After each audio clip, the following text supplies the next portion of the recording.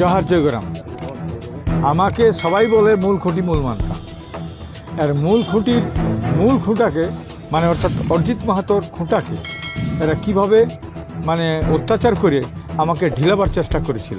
তো আমি প্রতীক হিসাবে আজকে গরাম থানে আমরা খুঁটা গাড়িয়ে যে আমাদের জাতিসত্তার দাবি অর্থাৎ আদিবাসী কর্মী সমাজের সংগঠনকে আবার মজবুত করলাম এবং মজবুত হইল তার প্রমাণ হয়ে গেল। কারণ পুরুলিয়ার উপকণ্ঠে 8ই অক্টোবর কেউ বলে না তখন বিজেপির টিএমসির বিরুদ্ধে, সেই টিএমসির বিরোধিতা করে আমি তখন বলেছিলাম যে একটিও ভোট টিএমসিকে দেওয়া হবে না এবং টিএমসিকে জঙ্গলমহল থেকে উৎখাত করব এবং খতম করব।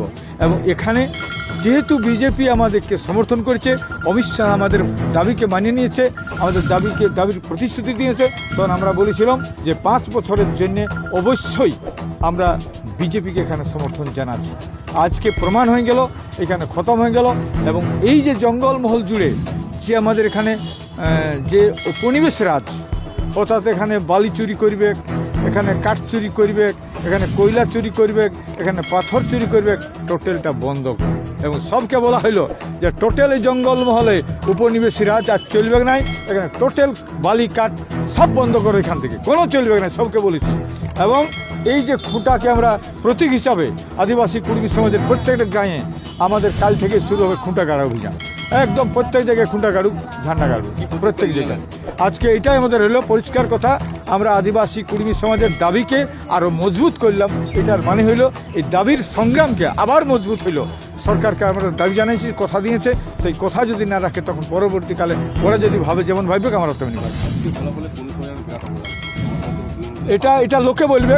আমি সেদিনই বলেছিলাম অজিত মাহাতোর কী অবদান আছে, আদিবাসী কর্মী সমাজের কী অবদান আছে, আমরা কি সংগ্রাম করেছি আগামী দিনে।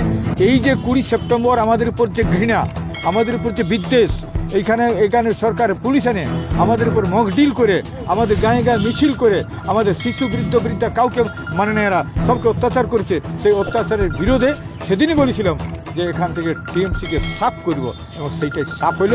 তাই আগামী ধন্যবাদ জানাচ্ছি এই জঙ্গলমহলের সমস্ত আমার কর্মী ভাই বোনদেরকে।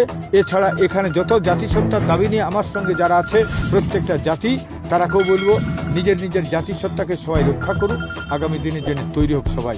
কারণ বিপ্লব শুরু হয়েছে, বিপ্লব আসছে, তো এই বিপ্লবকে ধরে রাখার জন্য আমাদের কী দায়িত্ব এবং এই জঙ্গলমহলে যে আমাদের উপনিবেশিক রাজ কীভাবে খতম করব সবাই তৈরি করবে। আপনি তো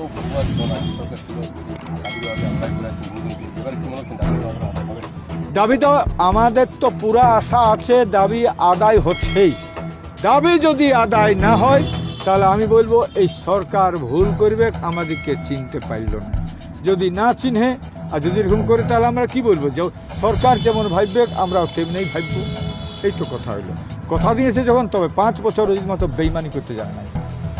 কর্মীরা হচ্ছে প্রতি কথা, আমরা যে উপকার করবে বা যে কথা রাখবে সে কথাকে আমরা অবশ্যই রাখবো।